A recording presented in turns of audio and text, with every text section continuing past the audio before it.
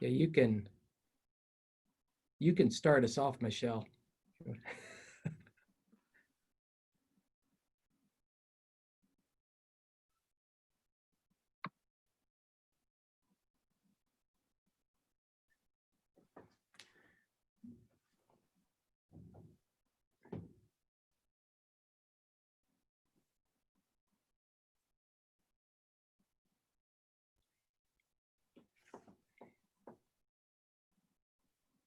Hard to do. Yeah.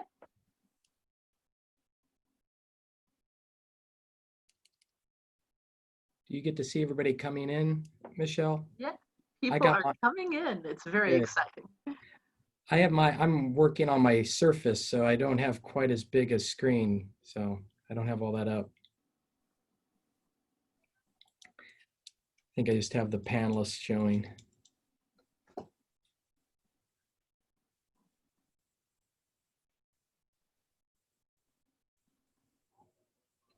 Mhm. I think most of our participants have come and settled into their virtual seats. So I'm happy to welcome you to On the Same Page, Writing Killer Resumes and More. I'm Dr. Michelle Boucher. I'm from Utica College, and I'm also chair of UPAB, but I'm happy to welcome you to this virtual ACS undergraduate meeting. Just a few housekeeping reminders. Please keep yourself on mute. Ask your questions Q&A early in the Q&A box, because that way we will do our best to get to them. There will be a link to this recording that will be emailed to you later. And do please follow ACS Undergrad, because this is the first of many webinars that'll be coming your way in the future to help you navigate these professional waters. Now, I'm happy to turn this over to our esteemed facilitator, Dr. Stephen Emery. Thanks, Michelle. So my name is Stephen Emery, and I'm at Western Washington University in Bellingham, Washington, and I'll be facilitating this webinar. I'm also joined by our student undergraduate representative, Claudia Manuthi Zanea, who will also yeah, there she is. She'll be looking at the questions and answers that she'll be posting along with Michelle, and she can ask some of those of me like in real time, so that we can kind of have this as interactive as possible. We got a lot of people here, which is great. Okay, so let's go ahead and get started in talking about how to go about putting together a resume that will achieve the goals that you want. So first off, just want to talk about how you can stay engaged. So reminder, submit your questions via the Q&A. That's not the chat, the Q&A section of Zoom. We're going to have a number of polls, which I believe we've had some demographic poll just initially to get an idea. Have those been launched, Michelle? Are we good on the poll? Maybe not. That first one. There it goes. So this is the first one. I just make sure. So we have just this one of several polls we'll be doing throughout the webinar. This kind of helps us, how should I say, be able to give us kind of information, keep you engaged. As also will help us kind of tailor kind of the talk. So hold on a second. So you can stay engaged by doing that. And at the very end, we'll have some opportunity to provide feedback at the end of the presentation. So are we getting some responses on that, Michelle? I can't see. I'm waiting to see the feedback on the poll. Yeah. And we can keep moving until it posts up. Okay, great. So there it goes. Oh, there it goes. So I guess, is it shared there? Okay. So it looks like we have about a third are undergraduate, a little bit, excuse me, about a little over half are actually from undergrad in their first few years. We have some graduate students as well, which is great. And a few people that have actually completed their undergraduate degree. So hopefully they'll have, we should be covering, I think, things of interest for all these different groups. All right. So one of the things I like to do with students when they come to my office and ask about, resumes and CVs, the first thing that I ask them is like, well, what do you want to do? And think about that. So we're going to talk about that in terms of knowing yourself and why that's important. We'll talk about some of the different career resources that ACS as well as some other institutions have put together. So we'll talk about that. And then we'll get into some of the different differences between resumes and CVs and how to put those together, okay, and what they're for and what they're not for. Right. So the first thing is, what do you want to do? And really, you need to kind of do what we call a self-assessment. It's a process by which you can identify a number of things here. What matters to you most? Okay, you can think about here, what do you enjoy doing? What are you good at? Okay. And why this is important is you can have a number of things of values, interests, and skills, as well as your own kind of personality. And if you know those different four areas really well, it can be very important in helping you decide what is the next step in your career. And that's really, what a resume and CV are kind of for, is allowing you to take that next step in your career, get that job, get that position that you're interested in. So just want to kind of go through a little bit of this type of process, and we could do a whole webinar on this. We're not going to spend the whole time, but kind of talking about this type of self-assessment. So if you can launch that other poll, Michelle, we're going to, the first thing to take a look is like values, and values can really help you kind of narrow what maybe careers you'd like to take a look at. And so looking at that, you can think about, there's a number of different questions, and the poll, we ask you to kind of identify just up to three that you really kind of personally value. So you think about here, what type of lifestyle would you like to have? Does your work do you want it to be intellectually satisfying or morally satisfying, or both? Do you have a particular area of the country or world you'd rather live? Is it important to help other people as part of your career? What kind of environment do you like to work in? By yourself, collaborative? And then think about in terms of stability, in terms of a job stability, how important is that to you? So kind of see what people how they respond to that. Last few minutes on the poll. We'll close that in 3, 2, 1, and ready to see what values our crew has. Yeah. All right. So yeah, so it looks like we got a pretty even split. A lot, I think, across. Maybe we have intellectual satisfaction and work environment seem to be the top two, but everybody kind of has some different things that they value, and that's perfectly fine. But it's something that you do want to identify for yourself, because that will help you decide on a career that's going to be most satisfying to you. Okay, so you want to always kind of do that. And this is something I know myself personally, and also with students, you kind of do this kind of periodically, to kind of do a self-assessment. Okay. You also have in terms of interests, and see, interests are a little bit different than values. Okay, interests are something that, but they are related. Okay, what experiences are satisfying or intellectually stimulating to you? So kind of see what you actually have done and what do you really like. Think about what activities you enjoy most at school and or work. Okay. What activities do you enjoy most outside of school and work? Okay. So think about these different parts. And sometimes your interests can change, and that's perfectly fine. So that's why it's important to kind of periodically go back and review these things. Okay. And these can vary broadly, so we're not going to have a poll for that.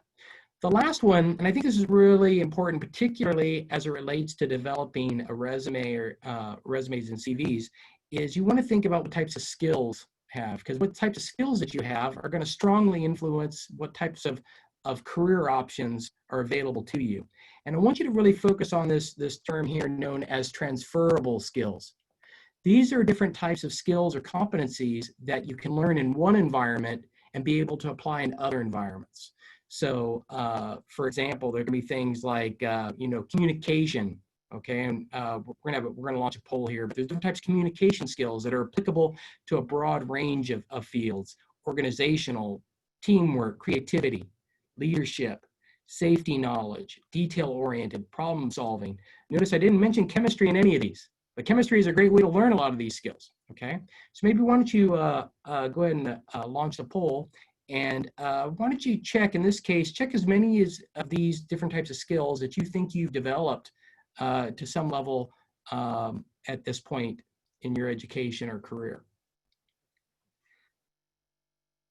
And what's important to think about when you do these is think about what you've actually developed and what's, how they've been developed, but think how they could apply to positions or such that you may apply to.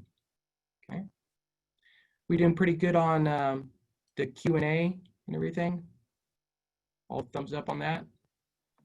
I think Claudia had a question from chat, and the poll has actually set that you can only pick one, and we're letting the Oh, chat know that you can only pick one. So oh, okay. pick the one that you want to, and then put a few more in chat if you wish to. Yeah. But I'll lead to Claudia for the question. Okay. Yeah. Go ahead, Claudia. Okay, thank you. So one of the questions that I have is what transferable skills could be used from a chemistry club? From And chemistry club. Okay.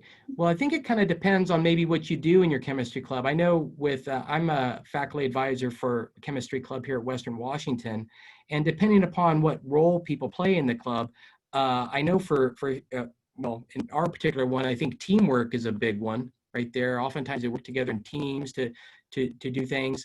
Oftentimes different officers in a chem club, leadership is a big one that they actually do. We have some people in our club that are responsible for different written communication, whether it be social media and things like that. Doing demos for different schools and stuff like that can be verbal communication. You can see just those alone. I think depending on what you've done as far as your group, you could imagine doing creativity and creating some type of event, outreach event. Putting on any type of activity is oftentimes going to require detailed type oriented being able to make sure you do everything right to pull off an event. So there's a lot of things I think you can do, but it really depends upon what you've actually done in your club. Did that answer that? Good. Okay, so kind of moving on then. The other one here to look at some different resources you have, and these can be very helpful in trying to identify what skills you have and your interest, and to see what options are out there. Okay, so there is this what's known as the College to Career. This is from the American Chemical Society. It's an excellent resource. It's actually free, although I'd encourage you still to be a member of the ACS, but you don't have to be to actually access this. And this will have on this site description of chemistry, biochemistry careers, description of different technical disciplines. They have profiles of currently employed chemists. They have even videos and stories on how they got their position, what they do. Has video tips on there for actually developing different professional skills, like for interviews and such, and even gives you some suggestions on next steps and how you can go about in trying to achieve a particular career goal. So right here is I think Michelle's going to put this in the chat, but right there, if you just type ACS College to Career, it'll pop up on the search. And I just pulled up a couple of screenshots. This is the front page, but you can see it goes chemistry careers, technical disciplines. Here's the chemistry profiles. You can click on that. There's a lot of videos. Like I say, this is the next steps in there. And so it's a great site to I really encourage students to poke around on the site. It's one of the first things I show students that come to my office that are for undergraduate advising and thinking about careers and what they want to do. This is a great way to explore that. Look on there. If you click on the technical disciplines, you can see, okay, well, what are different, if you click on analytical chemistry, what careers are available in analytical chemistry, organic, physical, biological, biochemistry, inorganic, polymer chemistry. You can look at all those different ones, and they'll have a slew of different careers that I wasn't even aware of before I looked at this site sometimes. And so it really is a fun site to look at, okay? You look at another one here, this is the chemistry profiles. They can have people in different areas, and you can click on that, and they'll have oftentimes a written story of how they got their position and what they've done. Sometimes they even have some videos, but it's just a great resource to just help you figure out, where you might fit into the chemistry enterprise. Okay, so I'd strongly encourage you to do that. So now we're going to focus here. So we go to still on questions and everything. Again, I encourage you, if you have some questions, please submit those to the Q&A, and Michelle and Claudia can bring those to my attention. We can answer them in real time. So now we're going to start talking about resumes and CVs, curriculum vitae, okay? So here's the definition. And the definition in this case, I think is very informative to what the purpose is of these, resumes and CVs that get mixed up together. So a CV is an in-depth document that contains high level of detail. It's very detailed about a career, Okay, and I'm an etymologist. I like to, well, I'm not an etymologist. I like etymology. I like to think of my as an amateur etymologist, which is looking at the roots of words. And a curriculum vitae, if you look that up, it literally means a brief account of one's life and work, which I think is, that seems pretty, pretty deep. But if it's a Latin word, which means literally in Latin, course of one's life. Okay, that's the curriculum, course, and then vitae here being life. If you look at resume, resume is concise. So while a CV is in depth, a resume is a concise document that's typically no longer than a page, or maybe up maybe 2 pages. You know, it kind of depends on what you're doing, but it's very short, it's very brief.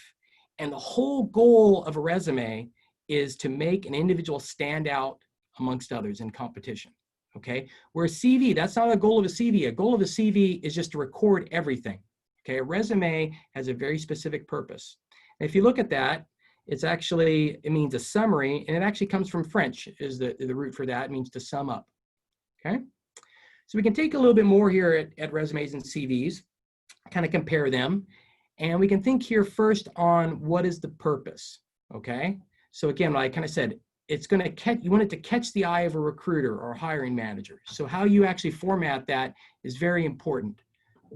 I'm busy. Sorry, I got a student here. There's water on the floor of our lab. I can come down a bit. I'm doing, sorry, I just have a student doing some research that sorry about that. Okay, so catch an eye of a recruiter or hiring manager. Okay, that's the purpose of the CV. So formatting how it looks is very important. That first thing, even before they read it, can be very important. Where CV is comprehensive, it's a history of a whole career. It's a course of one's life. We look at the content. Resume is just a summary of the skills and experience that's relevant. I think that's the key thing right there. This is what's relevant to that given position. Okay, where you look at a CV, I like this, detailed, it's exhaustive.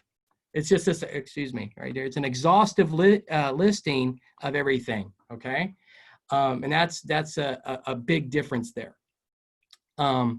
The length here for these is typically, it's very short. It says 1 to 3 pages, kind of what you look in the books, but I like to kind of cross that down. I like to usually say about 1 to 2. Okay, depends. But it depends upon the experience and what the application's for. For a CV, there's no restrictions. It's as long as it needs to be. Okay, because that's, again, it's not the purpose of the CV. CV is to record everything. So I think that's a real key thing here. So let's take a look at, oh, yeah, sorry. Jumping in quickly, we have a question from Claudia. Yeah. So how would we need to tailor a resume or a CV for grad school versus for applying to a job in the industry? So that's a great question. And I'm going to get a little bit more into that, but I'll answer it a little bit here at this point. The key part about a resume right here is that it's relevant to the position. So you are going to tailor, you know, your resume specifically for the position. So what, you know, think about, what does graduate school, what do you think graduate school committee that's reviewing applications, what are they looking for? Right? What are they looking for? They're looking for, in terms of maybe an aptitude, a sincere interest, like in going to graduate school, right? You want to do research. So anything research related is going to be really important for that. Looking at problem solving skills and things. Now, those aren't necessarily exclusive to what you would have for a particular you know, job, but see, a job in like industry or what have you is going to have a very specific, oftentimes a specific skills that they're then looking for. And so you're going to need to tailor that. And we'll go into a little bit of some examples that maybe we'll highlight that a little bit more. Okay. Is that, think, pretty good, Claudia? Is that for this yet to answer that? Yes, and to follow up with more questions in the chat, how far back should you go? Depending if you're going onto grad school or a job, how far should you go on your resume? Yeah, that's a great one. So I'm going to address a little bit of that. So a CV, first off, a CV, I'll show you a clip of my CV. Okay, my CV now is 14 pages, but I'm just going to show you the first 2. I go back to my undergrad. Okay, it goes all the way back to my undergrad. You know, different scholarships, awards I received as an undergrad, they're on my CV. Okay, now when you're looking, and so a CV contains everything.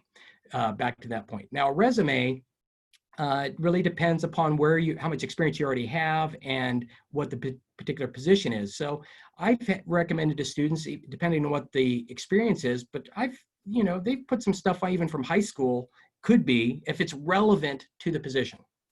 And so it's really going to depend upon what that experience is. And you'll see, as we'll talk about this, oftentimes undergraduate resumes and CVs, you don't have a lot of content. And so it's like, how do you make the most out of your content? And I think we'll be able to kind of give you some examples. We'll talk about that. Okay. But don't worry about that. I can tell you, anybody coming out as an undergrad is not going to have a lot of content for a resume to CV. It's making the most out of that. All right. We good with that? Thanks. Okay. So this is just a brief one here about a CV. CVs are relatively standard. You can look at it a lot on the internet. You go to any of the universities and almost every faculty member is going to have their CV posted. It goes through these different headers. You have your contact information, you have your education, and you can see it only goes back here to university or college, and postdoctoral training or graduate school, employment history. And employment history in this case just means your professional and academic. Right. So I wash dishes, all the way through college, and I don't put that on there. It's very important experience for me, but it's not part of my CV. It's not part of my academic or professional career. Okay. You may have professional qualifications. That tends to be a little bit more for maybe engineers and stuff. They may have particular certificates. Awards. This is something many of you may have some of those already in terms of maybe some scholarships, stuff like that. Publications, obviously, books, presentations, okay, professional memberships.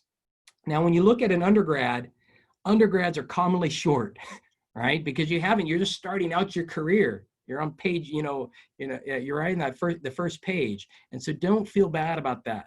That's just where you are at this particular point. In fact, when you look at that, usually this is usually what students have. You'll have a contact information, your education, but all you're going to have, you won't have postdoctoral. Some of you may, I think a few people, well, I don't know if we had maybe a few people that are currently in graduate school, but undergrads are just going to, all you're going to have is this, and the degree may still be in progress at this point. Okay. Employment history, that could depend. Some of you maybe been TAs or lab assistants, tutors, things like that. Anything that you can think that's, I think, chemistry type related, I would include that at this point on your CV. Awards, this is a big one right here. Any scholarships and things like that, I would include those at this particular point, where maybe later on you can drop them off if they're not, like say from high school or things like that. Publications, not a lot of students as undergraduates have publications. That's to be expected, but a lot of students may have presentations, and so this is posters. Make sure you include those. And then really here, when we're talking about professional memberships, that's like the American Chemical Society. Showing that shows some engagement as a professional in the community, and so you include that. I include that on my CV. Okay. Do we have any questions about this at this point? Are we good? Okay. All right. Good. So this is my CV. You can see here this is the first 2 pages, but it's very, very kind of standard. It has a lot of dates. It goes through my education and everything. If you look back all over here, this is back some of my awards. This is going back to the early 90s from my days as an undergraduate at California Lutheran University. And it goes up to, my most recent award here as far as a professor. Okay, so it includes everything, and it goes through all the different publications and presentations, and so it's very exhaustive. Okay. But I've been a professor, actually, I've been doing it. I've been in chemistry since the early 90s. So it's to be expected, okay, for me. So really here, when you're looking at this resume, with the CV, what I want to kind of point out is it's very pretty much standardized. You don't have a lot of flexibility in even, frankly, the order. There's a general order to do everything, but there's not a lot of writing. It's just listing in particular formats, your different accomplishments, different work products, where resumes are different, okay? And so we want to think about, how do we go about developing a resume, okay? And how do you start doing that? Well, the first thing you want to do is you need to analyze the position description. Now, I know a lot of you are interested in graduate school, and we've had that question already. I think, applying to graduate school, that's like a position description. What are they looking for in a graduate student? So you can kind of treat it a little bit like that. So resume, CV at this point, there's not going to probably be a lot of difference for undergraduate students. Okay, a lot of the there's not going to be a lot of difference at this point because you don't have a lot of content. But analyze that position description and see what they're looking for. What are the required skills?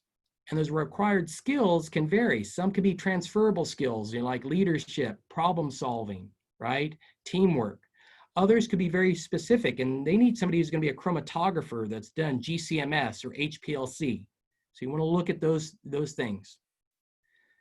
Preferred skills. Preferred skills are things that, okay, they're not absolutely required, but we sure would like them. Okay, and so oftentimes those can be some of those things like teamwork. I know a lot here in academia, they've even moved into required skills is working with a diverse population. That's something that a lot of employers are looking for as well, being able to interact with people from different backgrounds. They even moved up to required skills at this point. Qualifications. Oh, yeah, Michelle. I think that Claudia has some questions about some of these skills to add to it. Absolutely. Go ahead. Thank you. Well, some people are asking in the chat, how should they include activities that are not directly related to chemistry, and how could that help them? For example, having a degree in business and finance, but wanting to pursue a degree in chemistry after they have finished. Oh yeah, I think, so yeah, what you maybe have like a minor or a double major or something like the different interests.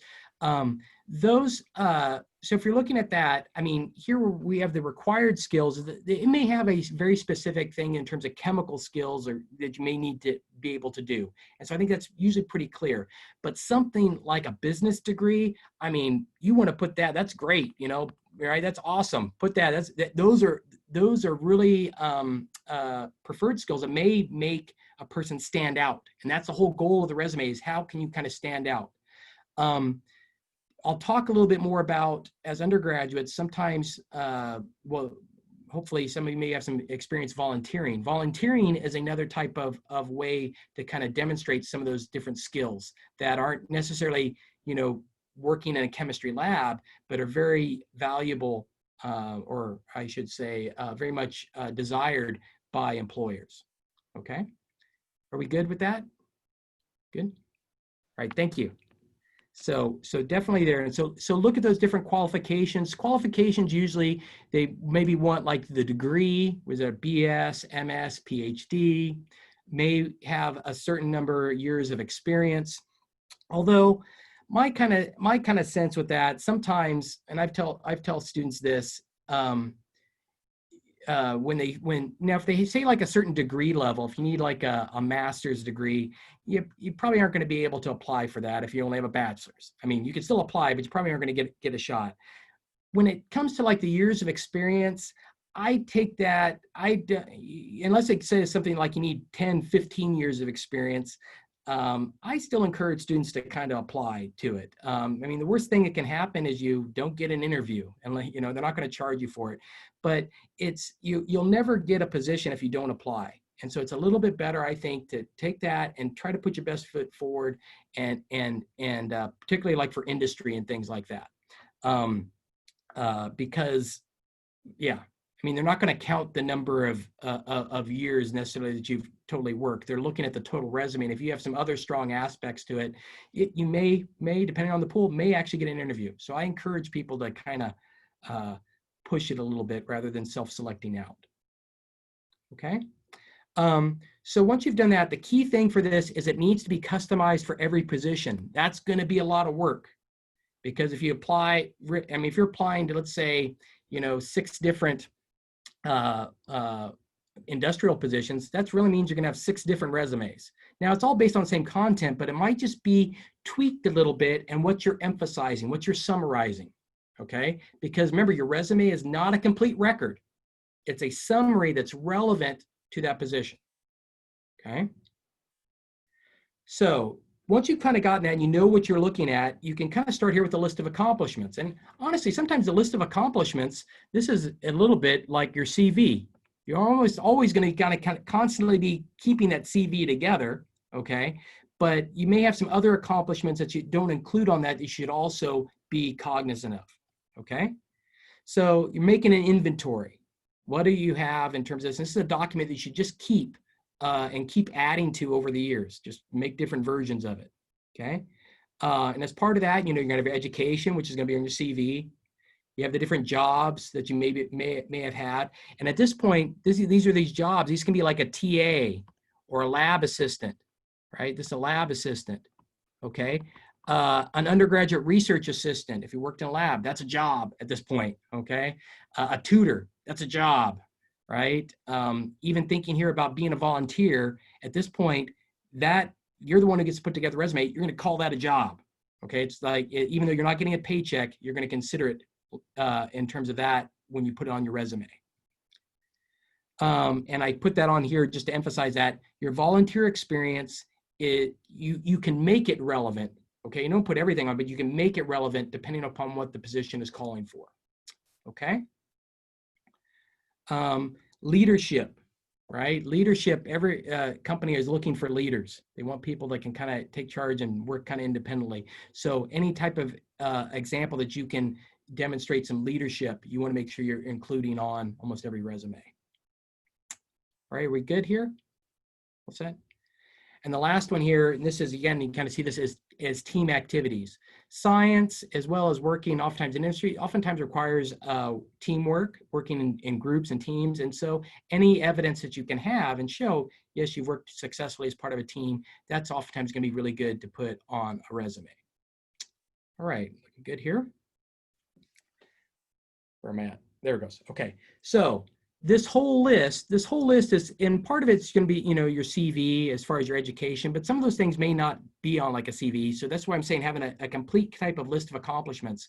And then you take from this list right here, and that's where you go up here to put together your resume that's going to address these key points. So that's why you're going to choose it and you're going to customize it for the particular position. Okay. So let's think about it. Oh, yeah. Go ahead, Michelle. I think we've got questions about specificity in these skills. Yes. Okay, so how specific should they be? Well, it's best, and I'm going to talk a little bit more about this, but when you do have your skills, you should be specific, okay? In terms of, if you, because being general, people will read that and it's like, okay, that's very general and you don't really have some evidence of that. And so what you can do is you can put the different skills that you have. Let's say you did chromatography. Specifically, you did gas chromatography as far as your research. You put that in there and you say, okay, I did gas chromatography of environmental samples, blah, blah, blah. You actually give a specific example and they can say, oh, this is actually real. They actually did it, instead of just saying, oh, I have experience with gas chromatography. So you want to have those type of examples and things. And I'll show you a couple of resumes that have that in them. Okay. Is that good? Right. So attributes. So we have another poll here. So I want you to think about, what do you think are the top, this one looks like we can choose it, right? So select up to 3 at this point. What do you think are the top 3 attributes that employers want in their employees? So think about, what do you think? And it actually does look like there's actually a slide down menu. So don't forget there's some ones at the bottom there as well. So what do you think? If you were an employer, what do you think you would want in your employees? And I'll wait here because I'm going to show you the list here. I think this is this list here is really good to take a look at, because it kind of gives you the idea of what, regardless of what the position is, what are generally employers looking for. And I would include employers would be like a university going to graduate school. It's a different relationship, but they're oftentimes looking for a lot of the same attributes, because you know, they're going to hire you basically work in someone's lab, and so these are a lot of transferable skills that are applicable. Pretty close. Yep, you have 3 2, 1, and that's your last chance at the list. So let's see what our answers are. All right. So it Ooh, looks like we got a pretty good, I think most people said teamwork, problem solving, but they're just a slight, those are the only two that only had a majority. Okay. Well, that's good. We had a lot of ones here, technical skills and things. So I'm going to close this. Actually, I'll let you close it, Michelle. So here's actually the top 10 in order. Number 1 is they want leaders. They want leadership skills, somebody who can actually kind of take charge and be able, it's really kind of thing you can kind of work, maybe sometimes independent. Teamwork, which was one that was right up there, right? That's number 2 on the list. And number 3 is communication skills, written communication skills. Because so much of this stuff, you have to write reports, writing papers, different things, communicate, via email, other sources. And so they want leaders that can work together and can communicate. That's number 1. And see, there is nothing right there. Those aren't technical skills. It's not even operating like a flame AA, right? These are transferable skills that you can develop even outside of chemistry. Problem solving is very important. Communication skills, verbal. Strong work ethic, right? They want people who are going to work hard. Initiative. So being able to kind of, take things on, not just wait to be told something, but actually that's kind of a little bit related to being a leader. Analytical, quantitative skills, adaptable. This is something, as we see today, you need to be adaptable, right? Things are change, and they need employees that are going to see the changing environment and how they can change with it. And then last, you can see, surprisingly, I think it's surprise students, is the last one is actually technical skills. The reason why I think that's kind of last is oftentimes if you go and work in a particular industry, they're oftentimes they're going to teach you what you're going to need to do in terms of technical skills, in terms of a particular instrument. They want to make sure that you have the ability to learn that, and that's what a lot of these other transferable skills kind of show. But technical skills are actually on the low end as far as what employers want. It doesn't say they don't want them, but it's on the low end. Okay. All right, so that's good. So last thing here I want to talk about, and then we'll get into some examples, is I want you to think too about your word choice. Okay, and so you do want to choose words carefully, but don't overdo it. And what I mean by don't overdo it is don't go through the thesaurus and choose every just do all word replacement like that. You want it to be authentic. Okay, we want it to sound like you, but you can use some more active words that can kind of strengthen that. So, and in addition, be specific, like we're talking about before, be specific in what you've done. So if you have a skill using a particular instrument or problem solving, what did you actually do? It kind of gives a narrative to it. And that can be really, it even gives a point where a person can do a follow-up question to you, where they can ask, how should I say, they can ask questions about, in an interview, what you actually did. It's kind of a good talking point. So here's just a few examples. Okay, this is actually a nice resource over here. This is actually from UC Berkeley. Goes through a lot of different verbs that you can use in resumes, as well as cover letters, like achieved, improved, transformed, a lot of different things, problem solving. See, it actually hits on a lot of the terms you were talking about. Okay. I put a little bit here on some of these because this is where you want to be a little bit careful. Actually, I read a few more things the other night. Is actually transformed is one of those words that people get a little tired of, right? It's like people are using it a little bit overused, okay? Some people are saying, I may want to get away from that one. Assisted, it's actually on the list. It's over here on the list at some point under helping. This isn't necessarily a bad word, but if you do use a word like that, like if you helped to do something, be specific in what you did. Don't just say you helped, but really be specific on how you helped out. So that's just what I mean by, kind of being careful as well as don't overdo it. Okay. So we're going to take a look now at a resume. This is one that comes from this In Chemistry. This is a really good resource here. It's from 2018 that talks about, it goes through it. One page is usually enough for a resume, particularly as an undergraduate or a new graduate student. But 2-page, I would say, is kind of the maximum, oftentimes, okay? I want to go through a few items here. So the first one over here at the top is make sure you create a header that has all your contact information and you want to make sure that contact information, if you do go over it, appears on every page. So make sure your name is on every page. This is a nice one here. LinkedIn is a lot of professionals use that in industry. So make sure that's a good thing to actually set up. So I'd encourage you to do that. Facebook, review your Facebook settings, your privacy. It's just not a good thing. Facebook is not professional, and in industry, there are companies I know that do check some of those things. So you want to be aware of that. This is the objective. As you know, so objective is something that doesn't appear on a CV because this is something that gets very, very specific to a resume. So make sure you customize that objective, your experience and everything for that particular position. And this is one you want to be very careful about. Always double, triple check that you're sending the right resume to the right position. It's nothing looks worse than when you send something in, it's complete, you didn't customize or you forgot to save the right version, okay? But keep it short, keep it short. Here's where you put your education and everything on there. You can kind of see here where it's located. If you did happen to do like a thesis or something like that, you want to include that, your advisor. They recommend only putting your GPA if it's 3.5 or higher. You don't have to put your GPA at all. My CV doesn't include it. But if you do have it higher than 3.5, it's fine to put it on there, okay? But you don't have to.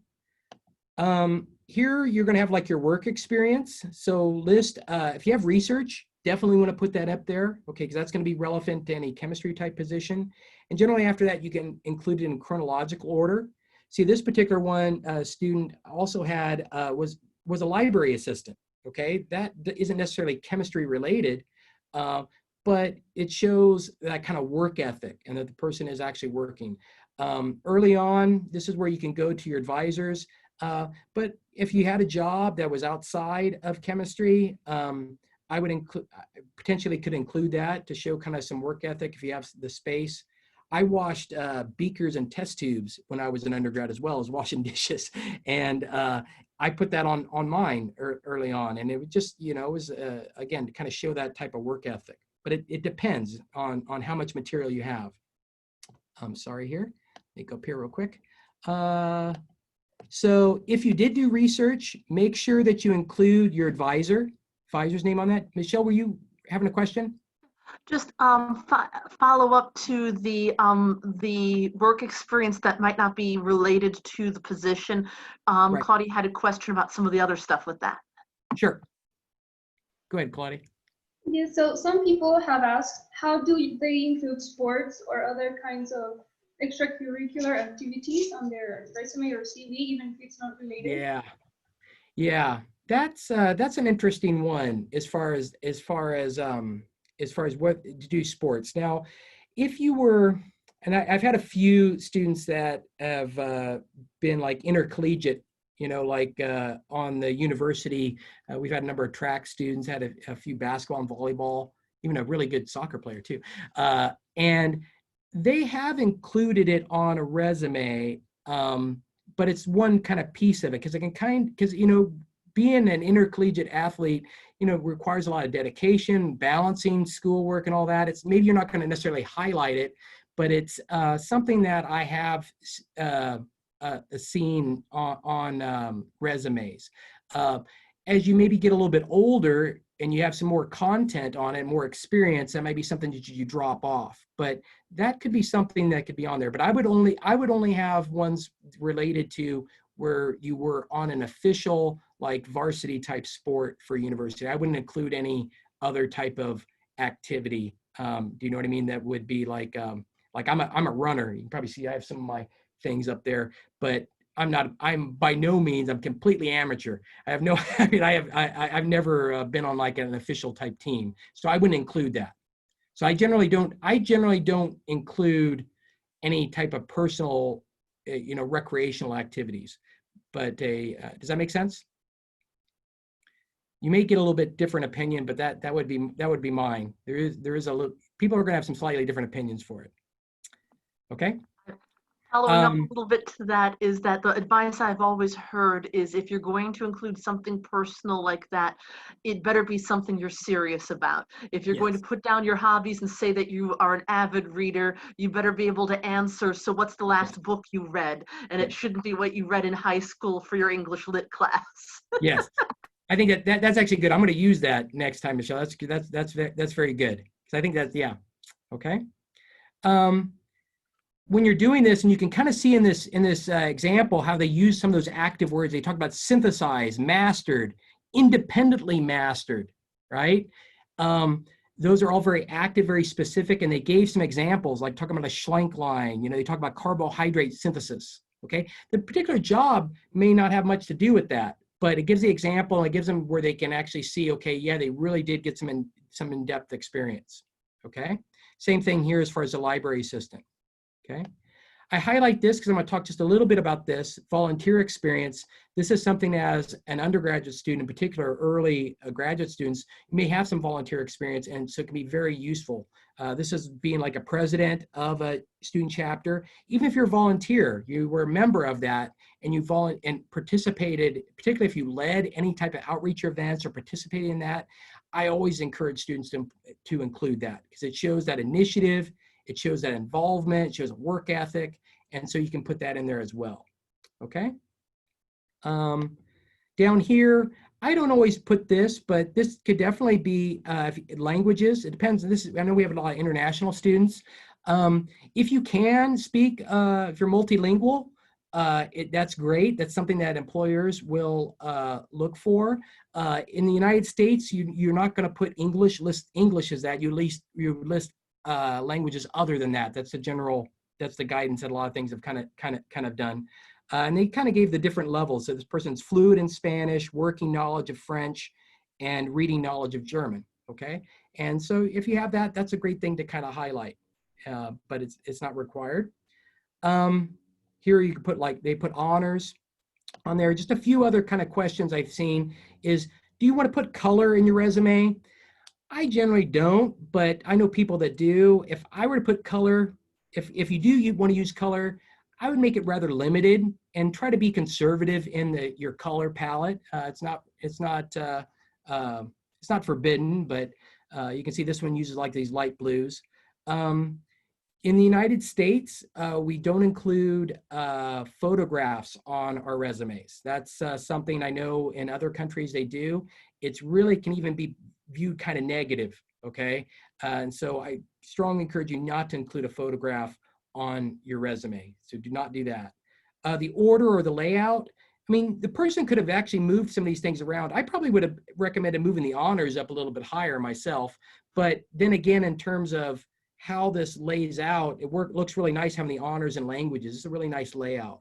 So there's that kind of balance for that. Okay? Are we good here? All right. So moving right along. So looking at this in terms of how can volunteering, so we talked about that. Volunteering is work. It is work. You're just not getting paid for it. So you want to treat it, though, in your resume just like it was paid work, okay? Because you're actually dedicating to something. You just describe it just like you would do a job. Volunteer experiences in particular, this is where you can demonstrate some of your transferable skills, right? Leadership, communication, teamwork. How do you include them? Like you kind of saw in the example resume, you want to describe maybe what the challenge or what you actually kind of faced, in terms of like outreach, describe that. What did you actually do?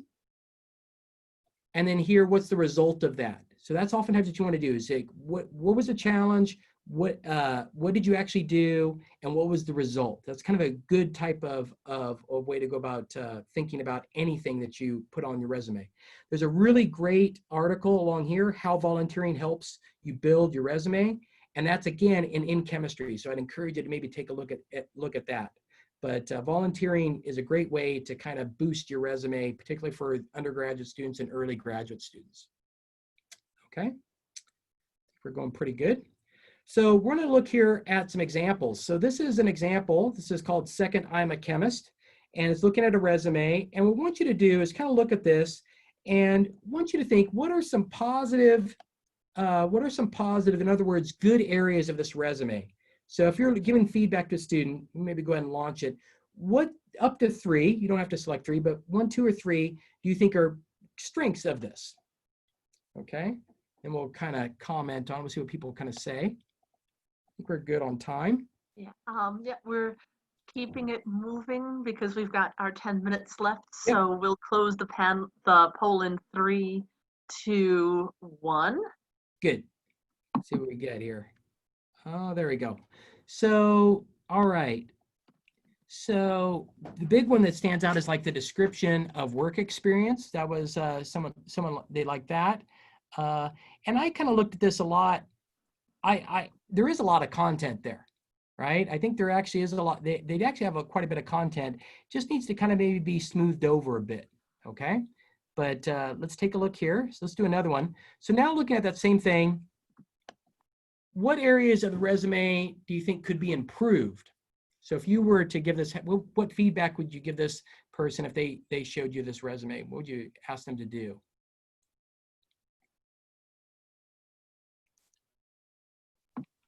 Giving a few moments and then closing it in 3, 2, 1.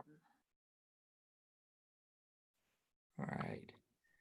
All right. So yeah, exactly. These are a bunch of ones here.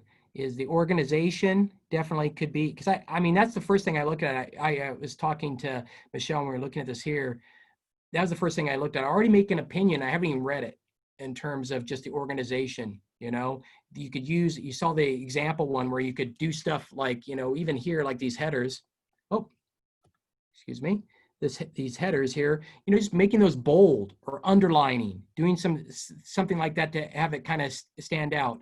Here you have like a number floating over here, you know, you want to look at how everything is kind of organized, okay? And they have the different bullets, but it just doesn't look good on that initial thing without even reading it as far as that. They definitely, you know, could add a little bit more of the description, a little bit more of those active words and be more specific in how they're going about that. I wasn't sure. Do we have any typos on that one, Michelle? I think it was typo free except for the formatting issues, Yeah. which were almost typo.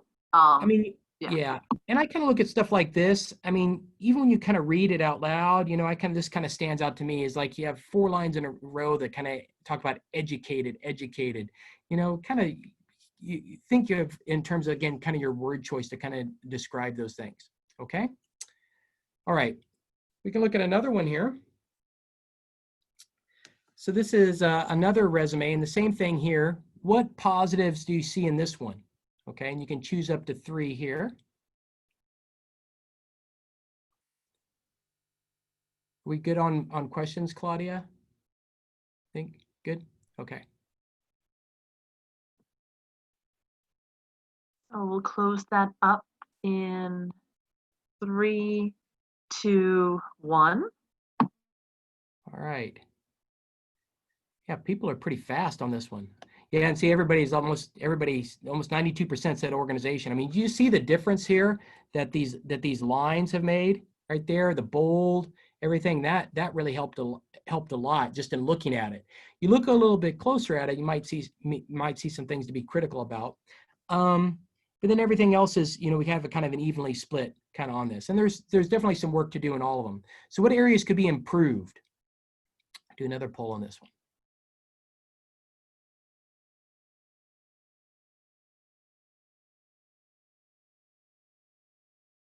All right.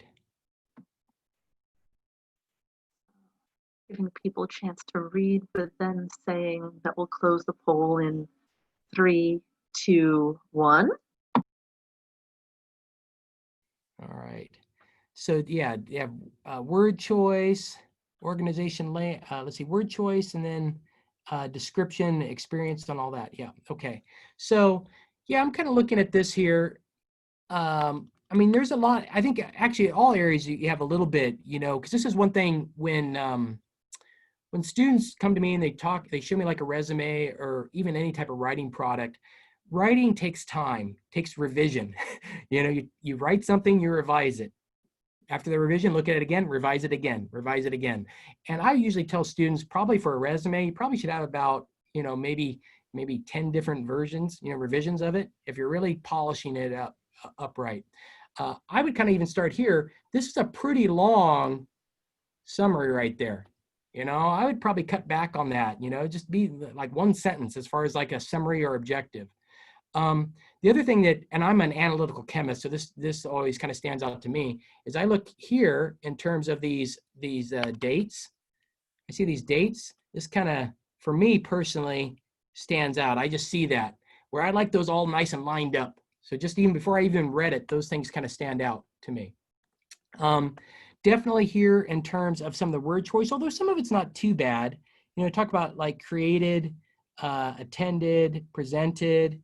Although, where was, I kind of think here in terms of where was this poster presented? Was it presented at a national meeting? Knocking a few little details and things like that.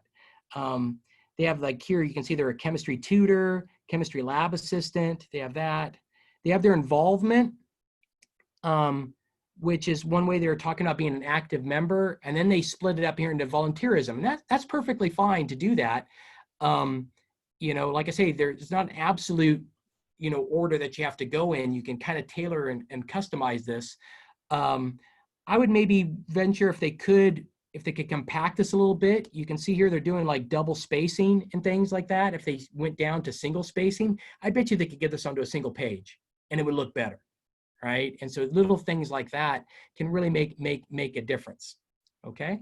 Does anybody have any, Michelle or Claude, do you have any things to maybe point out on this one or questions? Yeah, go ahead. Yes, I have a question. What should we leave out in case that we needed to make our CV or resume shorter? Right. What piece could we just leave out, not include, or just cut from? What would we,